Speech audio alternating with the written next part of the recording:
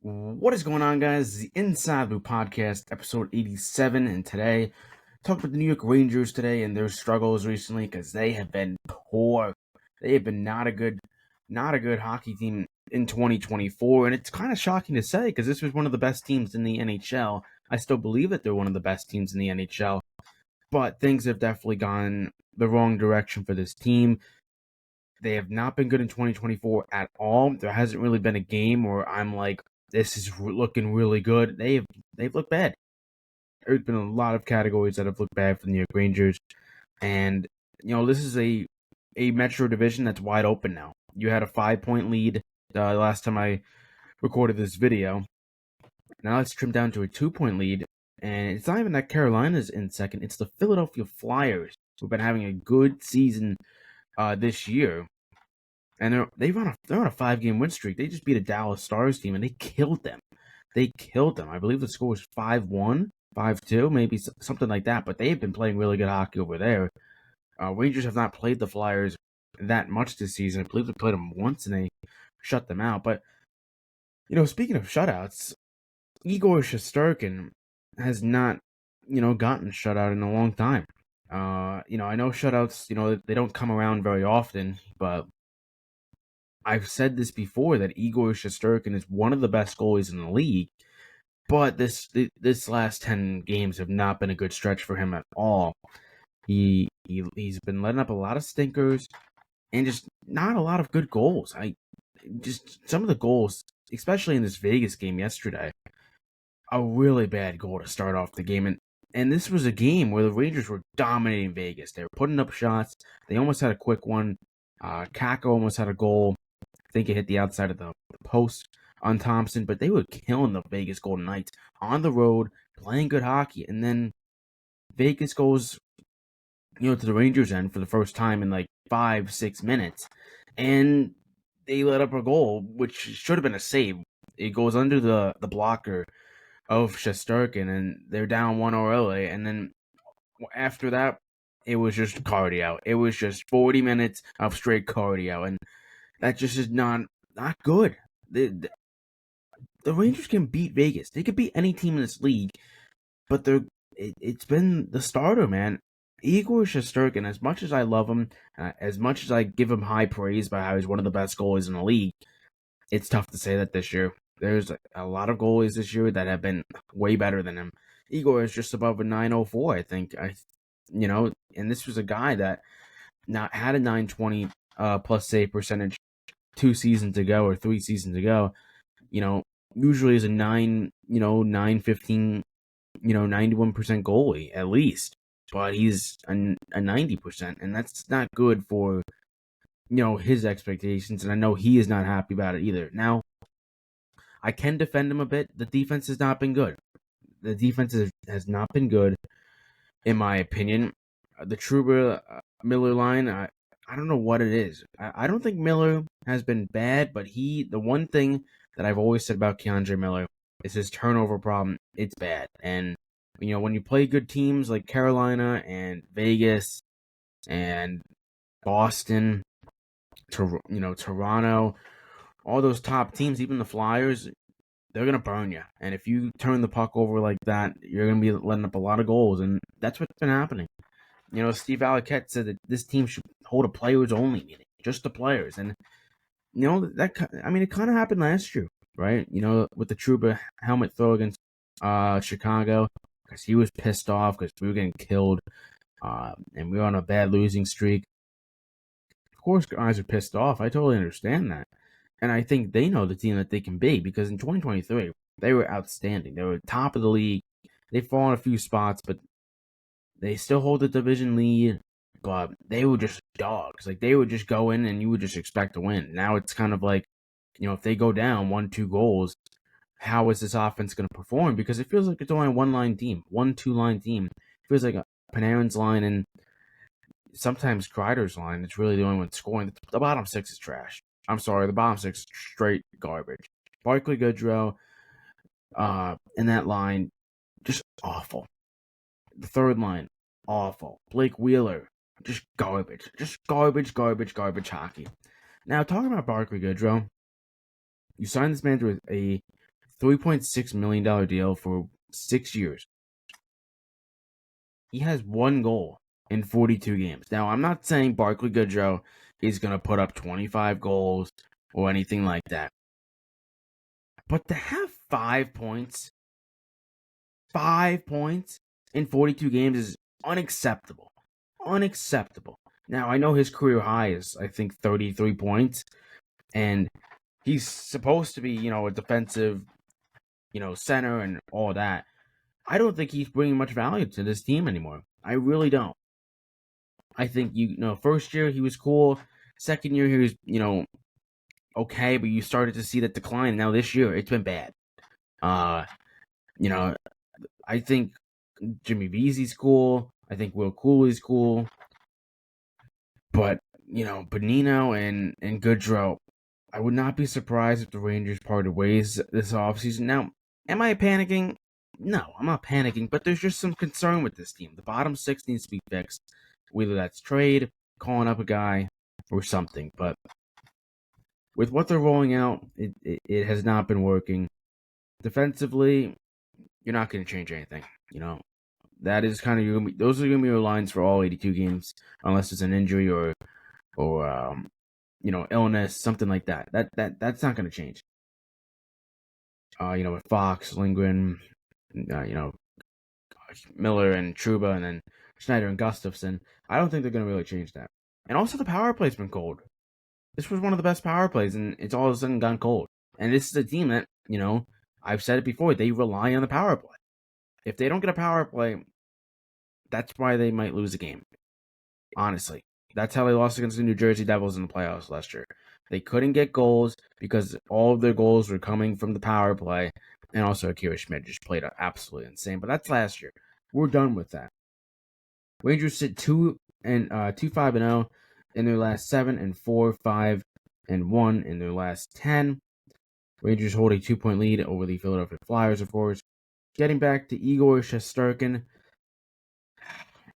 As much as I love the guy, I don't know what has happened. I don't know if it's a confidence issue or the team just playing bad in front of him. I know Jonathan Quick has been good. Like, he's been good this year, and thankfully he has, because if it wasn't, I don't know if they're in the spot that they are.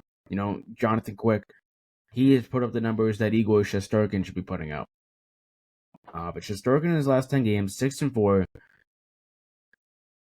That's just not Igor. It's just not him. He's a completely different goalie. He's letting up soft goals.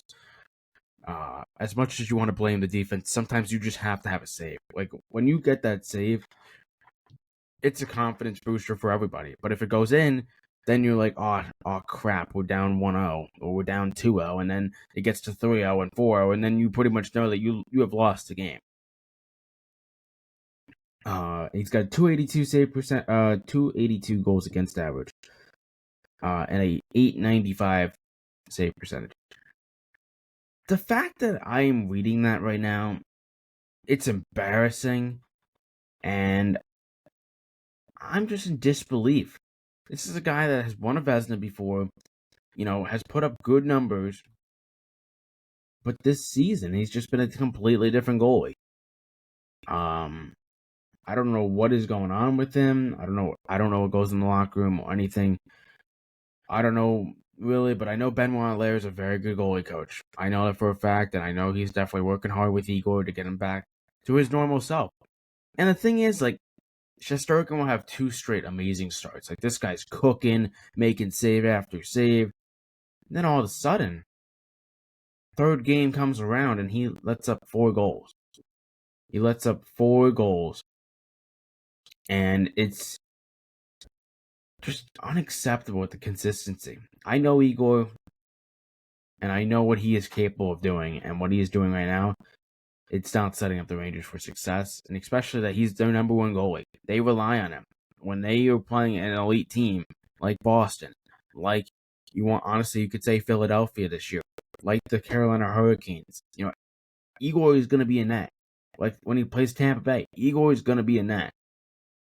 Unless it's somehow back-to-back and you start in the other game, Igor will most likely be in that. And if he's playing like this, I mean, are we going to see 25 plus starts from Jonathan Quick? Is that what we're going to see? And Igor only gets like 57 games. Now, I don't want to, overuse him, but I want to see some good play out of the kid. I know he's capable of doing it. I know he's one of the best goalies in the league. I'll still say he's a top goalie in this league. I'll still say he's a tier 1 goalie in this league. But some of these goalies, many of these goalies, in fact, have outperformed him. Logan Thompson played amazing last night. I think he had 30 saves, something like that. He had a lot of saves, and Mika only had 1 goal. Since December 5th, the New York Rangers are 10-10-1. Rangers have allowed 2 goals 8 times within 30 seconds this season. That's a stat that I don't think I've ever heard this year. Rangers letting up 2 goals in a span of 30 seconds. 8 times. 8 times. I do have, of course I have some concerns. And, going back to free agency too, Chris Drury did not have much to spend, right? He did not have much to spend. He had to extend a few guys, and they were, having trouble with cap space and all that. La-di-da-di-da. Oh, also getting back to Igor real quick. So he had a .940 save percentage against Washington on that back-to-back game. Quick start of the first one, and they dropped that one. Then they play Seattle at home. They win that game at a .935 save percentage. So we had a .940, .935, and I'm talking about consistency. 2 great starts, 2 wins, amazing. Goes into Vegas and shits the bed. .840 save percentage. .840 save percentage. What the fuck is this? I actually can't believe this. I can't believe I'm saying this because it's the worst play I've ever seen out of him. And he's posted just a .900 save percentage in 6 of his last 10 starts. 60%. This is a guy that just won the Vezina a few seasons ago. And this is how we're playing Igor? Defense has allowed 33 goals in the last 10 games, while only scoring 28. I don't know what happened. I actually don't know. But this team's got to fix it. I'm telling you that right now. They got to fix it, man. I'm not, my panic level was like a 3 out of 10. Like, I'm not, like, overly concerned because I think I said this on the previous pod that they're going to eventually hit a plateau or, hit a rock in the road where they're going to have bad games and a bad stretch. I guess this is a bad stretch. Also, ever since I recorded that video, we have actually stunk the bed. So I'll take the blame for that one, Rangers fans. I will take the blame that I have jinxed the New York Rangers. Yeah, heading back to the free agent signings, of course. Tyler Pitlick, Blake Wheeler, Nick Bonino, Eric Gustafson, Jonathan Quick. If I didn't say Tyler Pitlick. Gustafson has been fine. I think he's calmed down a bit. I thought he looked really good at the start. Him and Schneider, but now he's kind of cooled off a bit. But Blake Wheeler, if they can scratch him, please do. Just please. He doesn't provide anything. I now know why the Jets decided to say he's never playing for the Jets again and we're going to cut him. And the Rangers signed him to $800K, so thankfully they didn't pay him like $2 million to just do cardio out there. But listen, I like the Blake Wheeler signing at first because I thought he still had some scoring upside. I think he had 52 points last year, so not a terrible year. But he's not been like that. They've tried him on the top line, it doesn't work. They've tried him on the third line, it's just nothing. Any line that he goes on, it is just not productive. Jonathan Quick has been good, so that was a W signing. Tyler Pitlick's injured, I think with a lower, it's an injury. It's a lower body, upper body. And Nick Bonino. Bonino. Whatever you want to say. Besides blocking shots, I don't really know what value he has and winning faceoffs. So, I mean, that's 2 huge categories, but he's a -6. He's a -6 in the last 10 games. So he's been on the ice for 6 goals in the last 10 games. Now, I know I've said it before about plus minus that I'm not a huge fan of it, but it's still a stat, and it still shows up on the score sheet. Um, I've said this before as well, that this team needs more speed because this game is only getting faster. There's only going to be guys coming out of the draft that are even faster than before. Probably not Connor McDavid level, but they're going to be very fast, young, fast, all that. I mean, the Rangers just drafted a player who's having a good year in college and had a good year in the World Juniors, Gabriel Perel. He's been having, I don't know when. I don't think he's going to get called up anytime soon, but he's been good. So that's a prospect to watch. But yeah, this team needs more speed, man. It needs more speed. This team needs to be faster with the puck. I think they've shown signs of that, but I don't really know what they're going to do at the deadline either. I wish I knew, but the deadline's not even around the corner. We haven't hit the All-Star break. Some players in this league are having unreal seasons. Our Artemi Panarin's already got 60 points, and we haven't hit the All-Star break. So I mean, he's probably going to hit over 100 points this year. I know for damn sure the other two leaders ahead of him, Nikita Kucherov and Nathan MacKinnon, they're at 75 points. Nikita Kucherov is, and Nathan MacKinnon's at 72. So I mean, it's a 3-point difference, and then it drops off to like 61, which is Pastrnak, and then 60, which is Artemi Panarin and JT Miller. But yeah, I don't really know what this team's gonna do. I hope they figure it out soon. They got the West Coast trip, so they're gonna be playing LA. They're gonna be playing San Jose. I'm pretty sure they play the Ducks as well. All winnable games. LA has struggled. Recently they've been really bad off the rush after being one of the best teams. So both teams being bad off the rush. Might expect some breakaways. I expect Jonathan Quick to start that game. But they need to just ride Igor at a point in this season. Like, it's just 4 straight games that he's starting. Because you need to get him back into his feet, get him back into playing well, and just ride him. Whatever happens in those 4 games, you're starting. As much as I love Jonathan Quick, I don't want him starting 25-plus games. And I hope that doesn't happen either. Right? Because I just don't think that's what's best for Igor and the team. Because if you start him 25, 30 games, Igor's starting, like 40-something games, 50. I don't know. I usually like Igor to have, 60 to 65 starts, even though that's a lot of a workload. But they got to get him back in the groove. I'm going to say this again. He's one of the best goalies in the league. I will stand by that. I will defend him like no other athlete on this team. Let's hope he gets his groove back. Let's hope he gets his confidence back, because I've said it before. When he is on his game, Igor Shesterkin is one of the best goalies in the NHL. That's going to do it for episode 87. I appreciate you guys all for hitting that subscribe button. We're at 83 subs now.